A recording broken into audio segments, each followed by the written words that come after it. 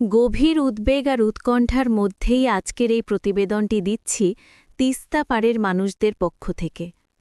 আমি এখন দাঁড়িয়ে আছি রংপুর জেলার গঙ্গাচড়া উপজেলার একদম তিস্তা নদীর তীরে। গত কয়েকদিনের টানা বর্ষণের কারণে হঠাৎ করেই ফুলে ফেপে উঠেছে তিস্তা নদী। নদীর পানি বিপদসীমার ওপর দিয়ে প্রবাহিত হওয়ায় আশেপাশের শত শত একর ফসলি জমি এখন পানির নিচে। যে মাঠে কয়েকদিন আগেও সোনালি রঙে ঝলমল করছিল ধানের শীষ, আজ সেখানে কেবল থই থই পানি আর কৃষকের হাহাকার। পানি বেড়ে যাওয়ায় শুধু ফসলই নয়, অনেক বাড়িঘরেও পানি ঢুকে পড়েছিল, কিন্তু বর্তমানে পানি কমতে শুরু করেছে। স্থানীয়রা বলছেন এভাবে প্রতি বছরই তিস্তার পানিতে সবকিছু ভেসে যায়, কিন্তু এখন পর্যন্ত স্থায়ী কোনো সমাধানের উদ্যোগ দেখা যায়নি।